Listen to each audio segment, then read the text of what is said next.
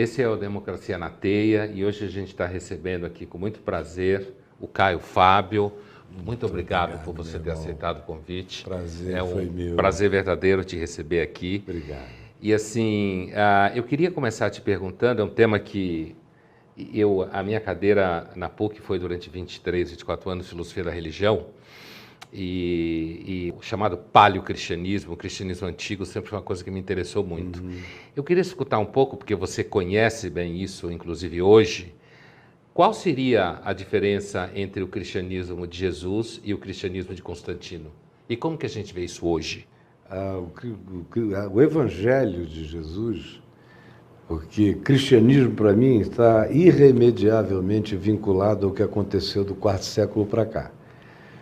Então, eu trato o que aconteceu antes do quarto século como o Evangelho de Jesus e as comunidades que foram estabelecidas em torno dessa fé.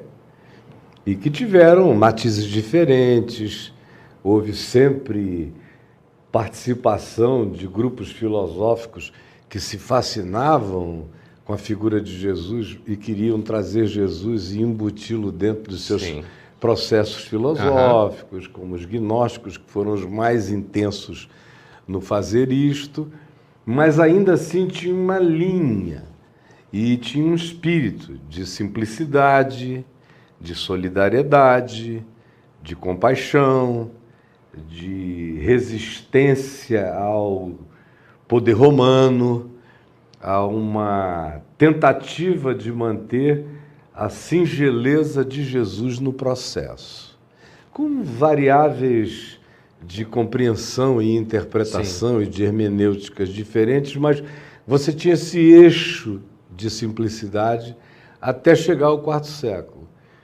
quando Lactâncio, o escriba de Constantino, que era cristão, viu na angústia constantiniana de não conseguir reunir o império que estava em esfacelamento, enxergou a possibilidade de que aquela fé de pobres e escravos, que estava capilarizada no império todo, fosse esse agente catalisador.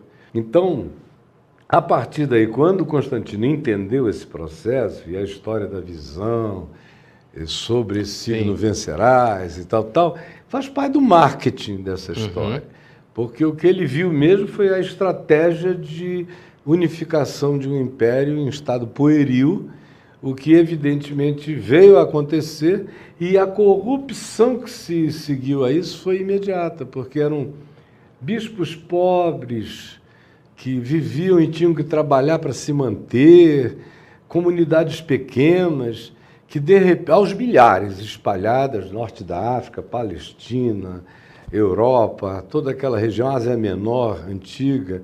Pois bem, ele viu que havia uma coesão, que existia a possibilidade disso. E ele ofereceu o status dessa, não só coesão, mas dessa amplificação daquele tipo de poder e persuasão. E foi aí que a coisa toda virou o que nós temos hoje. Desandou. Desandou completamente, de modo que o que se chama de cristianismo, para mim, é o pior inimigo do Evangelho. Jesus nunca teve um inimigo mais visceral, mais profundo, mais intrínseco, mais infiltrado nas células. Quer dizer que do se corpo Jesus de viesse Cristo hoje, que é o cristianismo. se Jesus viesse hoje, ele falaria dos cristãos desse universo aí, como ele falava dos fariseus? Falaria, e ele não teria absolutamente nada a ver com o cristianismo. Até porque Jesus não criou nenhuma religião, nunca quis criar nenhuma religião. Ele criou uma espiritualidade para ser vivida em qualquer lugar, sem templos, sem santuários, sem o sagrado, sem chãos benzidos, sem lugares historicamente memoráveis para serem objeto de peregrinação, não escreveu nada, não pediu que se escrevesse, era completamente louco no sentido de qualquer perspectiva de continuidade, porque ele disse: meu Pai vai mandar o Espírito Santo e ele vos lembrará tudo quanto vos tenho dito. Você veja o nível da basicalidade. O Espírito Santo sopra onde quer, ouves a sua voz, não sabes de onde vem nem para onde vai.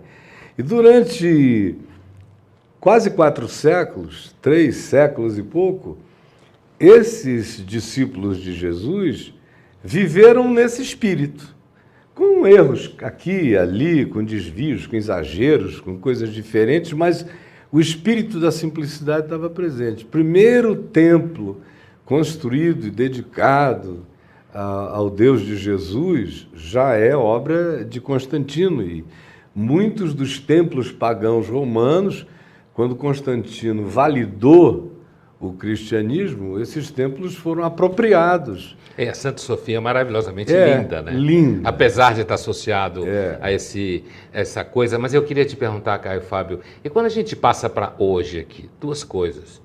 Como é que essa hermenêutica que você faz aí, histórica, como que você passa ela para o movimento cristão hoje? Ou evangélico, cristão, católico? Como é você poder fazer um cristianismo hoje, ou não um cristianismo, uma vida segundo o Evangelho de Jesus. Uma espiritualidade segundo Jesus. Uma espiritualidade segundo Jesus. Hoje, a diferença dela para o que seria esse cristianismo institucional constantino. Como que se vê isso hoje? Olha, deixa eu começar um pouco antes. Você mencionou a palavra hermenêutica. Eu digo há muitos anos que a grande confusão do cristianismo, como ele foi a criação da Bíblia. Foi pegar o Velho Testamento dos judeus e juntar com uma coletânea de 4 evangelhos, que, a meu ver, foram razoavelmente bem escolhidos para retratar coerentemente a vida de Jesus. Um fala de Jesus para o outro de uma maneira coerente, mas o imperador Constantino deu a eles a possibilidade de reunirem essa coletânea, essa biblioteca, Biblos, incluindo os livros que eles escolheram do Velho Testamento. Só que isso criou uma leitura esquizofrênica, porque o que se ensina no Velho Testamento não tem praticamente, absolutamente nada a ver com o que Jesus ensinou, praticou, gestuou e disse que era. Então, para mim, se o sujeito quiser ficar agarrado com o texto inteiro da Bíblia, ele deve e pode ler o Velho Testamento, mas se ele não tiver Jesus como chave hermenêutica para ler o Velho Testamento, saem as maiores barbaridades daí. Então, o problema começa com a Bíblia e, em segundo lugar, com o fato de que eles querem ter uma hermenêutica de natureza aristotélica que os permita ler de Gênesis a Apocalipse e criar sistematizações. Sim. Essa sistematização é a grande corrupção de todas as coisas, porque Deus fica com a cara da seleção que o teólogo ou o doutrinador faz, juntando as coisas que se assemelham. Aí criam-se doutrinas que são bíblicas e não tem nada a ver com Jesus e com o Evangelho. Então você acha que, na verdade, seria melhor uma hermenêutica em que partisse de Jesus para trás? É sim, é a única possível. Ou então você não pode se dizer cristão. Sim. Você tem que se dizer qualquer outra coisa. E a igreja evangélica no Brasil é uma igreja do Velho Testamento. Ela é uma igreja de Moisés. Tipo universal do Reino de Deus. Claro. E a igreja católica, num certo sentido também. Até a liturgia ainda é a liturgia do templo judaico, israelita, de Salomão, de Herodes o Grande. Todo o processo litúrgico é uma absorção. Então você acha que eles atenuam a ruptura que Jesus faz? Ah, totalmente. Eles não só atenuam, mas eles eliminam, eles acabam. A pessoa mais desagradável no ambiente evangélico, vamos falar só do Brasil, é Jesus. Eu já ouvi o Macedo me dizer, uns 20 e tantos anos atrás, a gente conversando, e eu perguntei a ele, por que você faz tudo tão errado? E ele não me disse que não era. Ele me disse, eu creio que o que você faz está certo, mas não dá certo. O que você faz está certo, mas não dá certo. E aí ele disse, aqui na minha igreja está proibido ficar falando de Jesus, de cruz, de sacrifício, de solidariedade, de renúncia, de todas essas coisas, porque isso só gera gente pobre.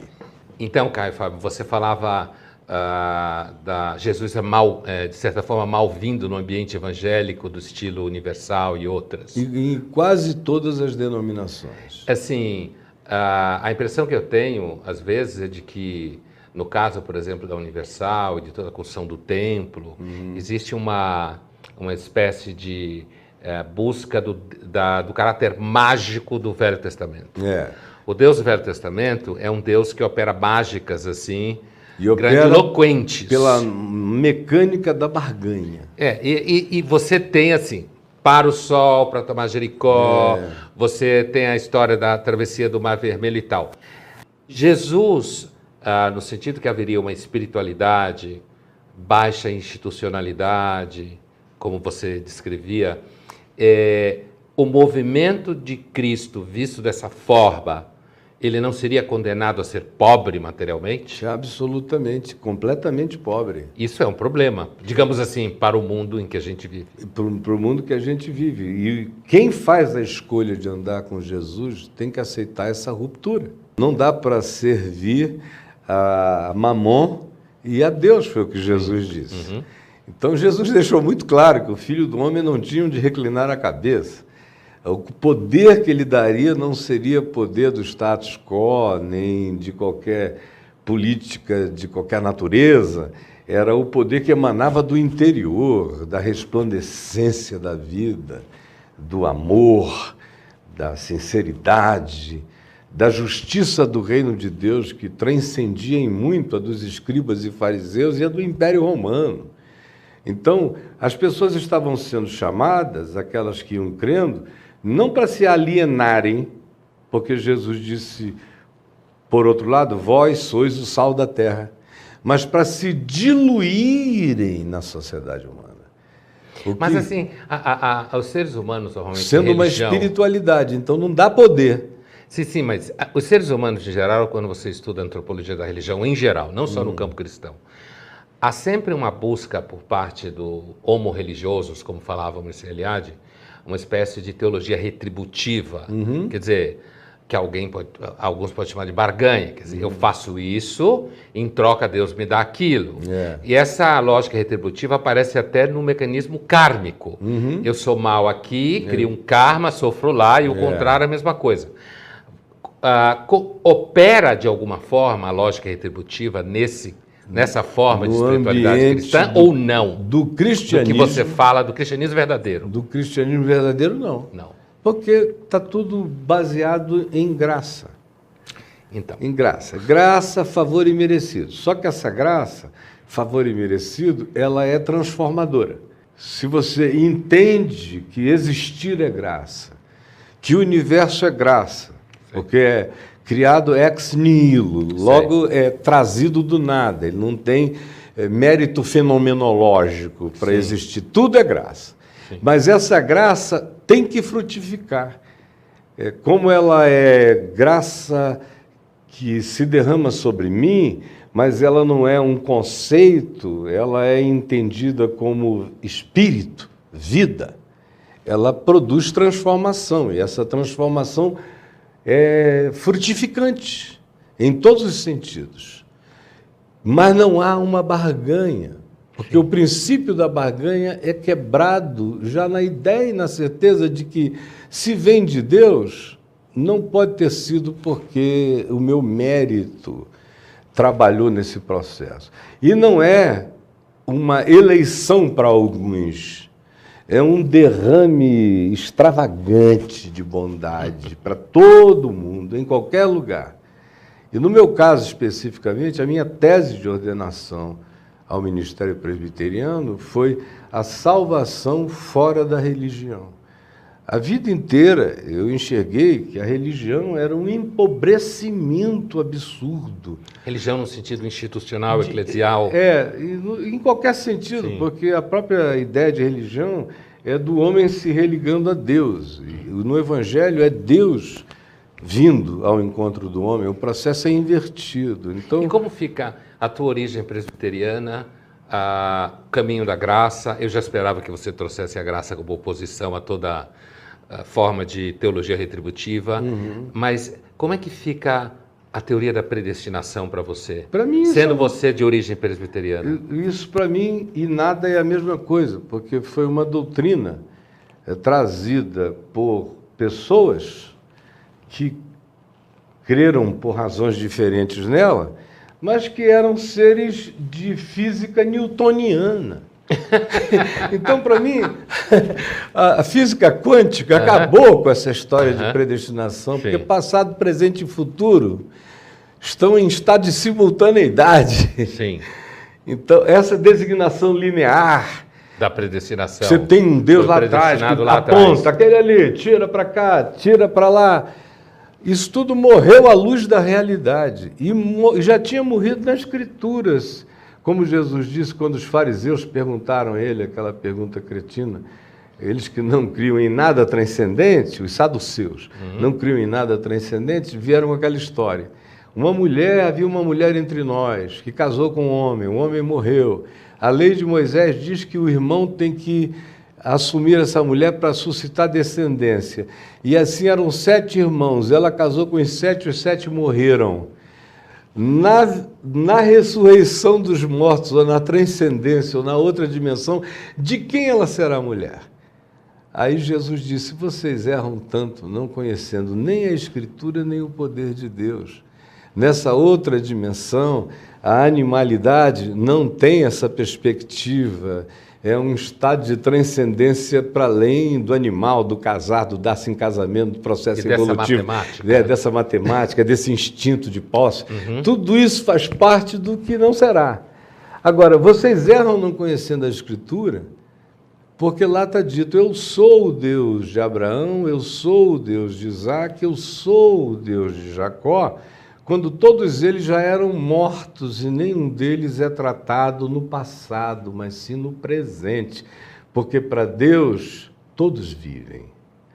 Ora, isso é de uma atualidade extraordinária do ponto de vista do significado da física contemporânea a respeito do tempo. Então a predestinação se origina também numa época em que só se podia pensar em Deus a partir de lógicas bem lineares. Sei.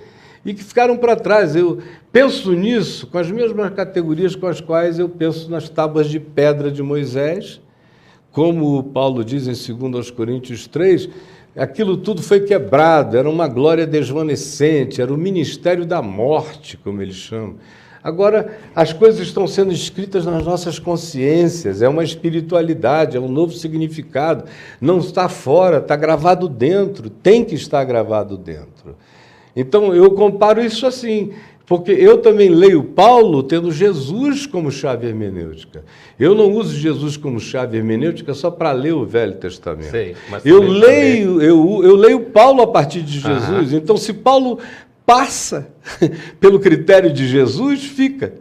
Se Paulo não passa pelo critério de Jesus, para mim sai. Ele vira, de alguma forma, constantiniano. Assim. De modo que Jesus é chave hermenêutica, nesse meu olhar, para tudo. Não só para ler a Escritura, mas para olhar e examinar a vida. E tudo fica tão absolutamente conectado. Quanto mais a ciência cresce, para mim, mais o Evangelho se rejuvenesce e se reatualiza dia a dia. Então, você acha que em algum momento a ciência marcha... Estou pensando que na Idade Média você tem, num dado momento, uma grande polêmica entre aqueles que seguem Aristóteles e aqueles que acham que o Aristóteles vai, de alguma forma, esculhambar a recepção do cristianismo no mundo latino.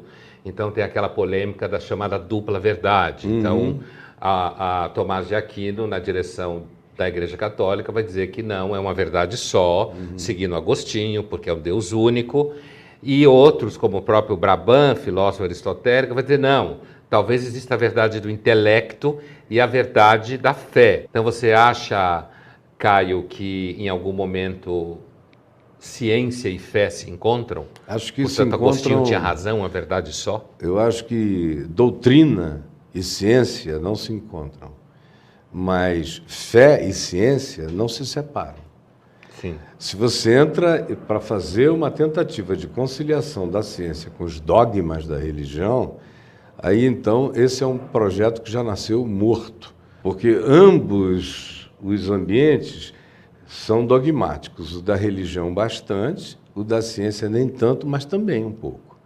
Agora, o que eu vejo que é inevitável, e é uma verdade só, porque se há Deus e Deus criou todos os universos e dimensões possíveis, isso tudo tem que ser coerente com o ensino de Jesus.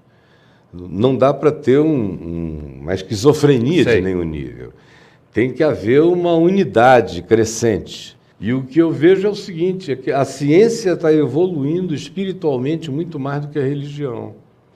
A ciência caminha cada vez mais na perspectiva de entender limitações de si mesma e tem sido extremamente mais humilde do que a religião. E justamente por isso ela está crescendo em percepção muito mais do que a religião consegue acompanhar. A humildade é uma virtude epistemológica fundamental. Porque humildade, humus, úmido, tudo isso é o que é um ser aberto para ser emprenhado, para ser fertilizado. Então, sem humildade, você não cresce em dimensão nenhuma, porque você perde o poder de ser emprenhado pela verdade, porque você fechou o útero com o dogma. Agora, deixa eu te perguntar uma coisa, mudando um pouco de assunto, mas não mudando. O Brasil, nos últimos anos, e o debate político trouxe muito à tona a figura do evangélico. Seja lá o que for esta figura do evangélico, né?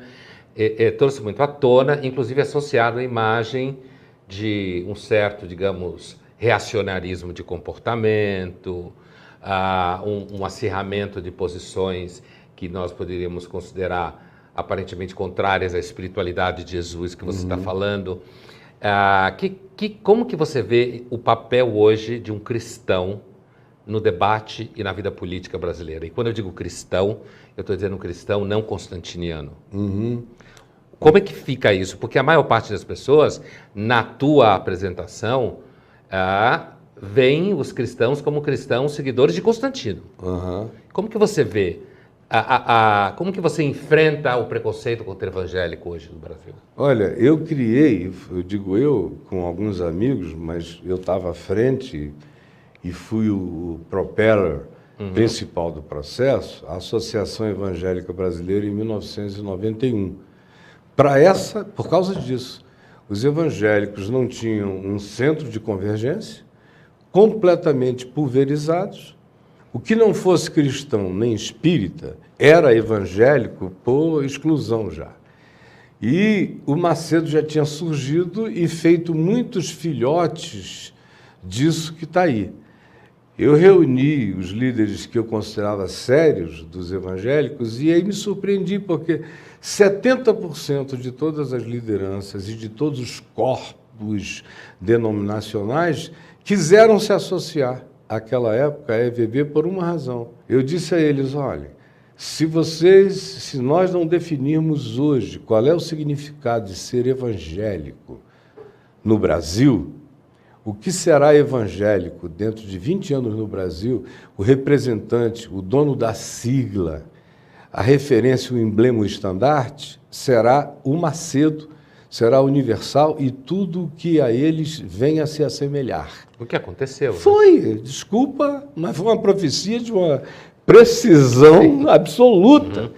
Quando eu vi, em 1998, aliás, em 94, o Macedo fez coisas horrorosas, era aquele escândalo, e todo dia era uma pocilga a respeito dos evangélicos sendo divulgada.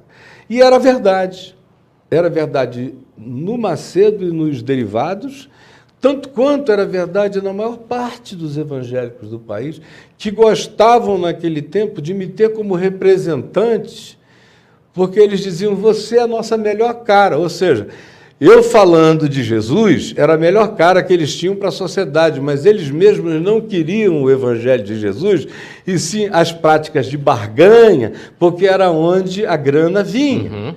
E quando eu vi, e eu chamei para a gente, nós escrevemos uma declaração junta, histórica, importantíssima, definidora.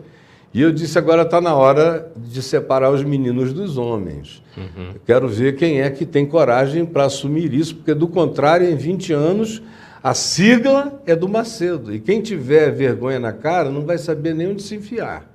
Aí eu comecei a ver o pessoal pular fora. Não, assina você nos representa, essa coisa toda, porque... E quando eu comecei a apertá-los, eles diziam, eu não posso assinar esse documento, é todo certo. Do ponto de vista do Evangelho, ele está todo coerente. Esse é o problema. Mas nós não vamos assinar, senão a gente perde dinheiro. Sim. Porque o nosso povo só entende a linguagem da barganha e da troca. Então nós não podemos assinar esse documento. Foi quando eu decidi que eu iria deixar o movimento evangélico, que com efeito aconteceu em 98, para eu poder ser evangélico segundo o Evangelho de Jesus e também tirar o conforto deles. Porque enquanto eu estava dentro daquilo, era uma convergência total para todos os grupos, o que dava um conforto enorme, porque para fora eu apresentava a cara do Evangelho de Jesus, enquanto para dentro eles viviam no espírito da barganha. Quando eu rompi em 98, foi com essa consciência também, de que a única, melhor e possível coisa que eu pudesse fazer na minha geração, neste país, era ser um evangélico segundo o Evangelho, rompido com o processo corruptor do Evangelho constantiniano praticado no Brasil. E você acha que funcionou? Não vai... Não para você, pessoa, mas funcionou em termos do combate à marca evangélica. A marca evangélica vai continuar, universal. Vai continuar crescendo, é um McDonald's, é um Burger King, é um negócio desse. Mac Jesus. Mac Jesus. Vai continuar crescendo, porque a estupidez não cessa, não é? Então, cada vez tem gente nascendo para ser estupidificada nesse processo. Mas o que eu estou fazendo não visa essa geração, eu estou trabalhando para os meus netos, eu estou trabalhando lá para frente. Vai chegar uma hora, e num certo sentido já chegou, em que todos os filhos e netos dessa pastorada que lidera essa coisa toda, eles me assistem todo dia, recorrem a mim todo dia, eles estão aprendendo uma outra espiritualidade porque eles não aguentam mais. Quase toda família de pastor tem um gay, tem uma filha lésbica, que são esmagados lá dentro no evangelicalismo constantiniano. Sim. E no Evangelho de Jesus são acolhidos. Então, vai ser, à medida em que o tabu for rompido de dentro para fora, pela eclosão dessas novas gerações, haverá muito mais gente, como tem havido crescentemente, gente procurando o Evangelho primitivo de Jesus. Você veja que a segunda maior denominação do Brasil hoje, a primeira é a Assembleia de Deus, Convenção Geral, a segunda são o que os evangélicos chamam de os desigrejados. Sei. Que são mais ou menos 16 a 17 milhões de gente que saiu das igrejas, mas continua mantendo a fé. E eu pastoreio a maioria dessas pessoas. E o caminho da graça é isso. O caminho da graça caso desse. É uma alternativa para as pessoas irem. Embora eu não chame ninguém para o caminho da graça, porque o caminho da graça é pequeno demais para lidar com essa multidão toda que já existe e virá. Eu estou estimulando todos os dias essas pessoas a começarem o que eu chamo de reuniões singelas do Evangelho. Que são reuniões em casa, famílias, comunhão, vínculo, para a origem, para a simplicidade de Jesus. Se o Evangelho não carrega o poder espiritual e a simplicidade de Jesus, ele não serve para nada, como Jesus disse. Se o sal não se dissolver, o problema do cristianismo é que ele não quer se dissolver. E Jesus disse que o que fosse igreja dele, teria que se dissolver como sal. E ele foi claro, quando ele disse, o sal no sal para nada presta, senão para criar um monturo. Um monturo. Então o cristianismo é um monturo desse sal. E a verdadeira espiritualidade é o que não se vê. são aqueles que vão se dissolvendo na sociedade. Então, deixa eu voltar para a resposta política. Eu conheço e vejo e estimulo alguns indivíduos a entrarem na política sem nome, sem bandeira, sem signo de nenhuma natureza religiosa, para carregarem essa espiritualidade e tentarem se dissolver no ambiente político. E aí, sem partidarismos de nenhuma natureza, eu acho que na política brasileira atual, a pessoa que melhor representa esse espírito é a Marina Silva, que é uma cristã, é minha vizinha, minha amiga, eu sei de quem eu estou falando, não é uma estranha de mídia para mim, é uma pessoa com quem eu oro. E é uma pessoa que tenta viver essa espiritualidade, se diluindo em todas as correntes da sociedade. Quem designa a Marina como evangélica toda hora é a mídia ou os inimigos dela, porque ela mesma não faz essa apresentação com nenhuma ênfase. E toda vez que ela menciona, eu digo, olha, não faz isso não, porque está trabalhando mais contra ti do que a favor. Porque os evangélicos institucionais, constantinianos, nunca vão te aceitar. Nunca. Por mais que você seja da Assembleia de Deus, você é uma pessoa que está traindo a causa das banalidades dogmatizadas pela religião. Você trai. Você está interessado no mundo, no planeta, em meio ambiente, em sustentabilidade, em qualidade de vida, em melhorar indiscriminadamente tudo. Você não se põe nunca como despachante da religião em nenhuma perspectiva para cuidar dessas causas prioritárias. Isso não existe para você. A prioridade é a causa humana. Então você nunca vai ser entendida por essa geração. O público que vai gostar de ti provavelmente já vai te ver idosa demais para poder participar do processo, mas esse não é um tempo para você. Nesse tempo você tem que se assumir como uma profetisa, uma profeta daquilo que não será entendido agora, só será compreendido depois. Então, você acha que a gente pode chegar numa era como essa mais para frente? Eu acho que nunca... Tem uma visão escatológica da história. Nunca sem a presença do cristianismo constantiniano ou do islamismo radical. Constantiniano, de alguma forma. Constantiniano também. A gente não vai se ver livre disso. Essa coisa, como eu disse, tem sempre gente nascendo para manter viva. E que precisa dessa mecânica básica e barganhenta.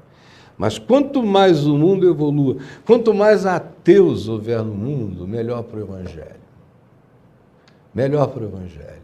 Porque, na realidade, Deus não existe. Deus é.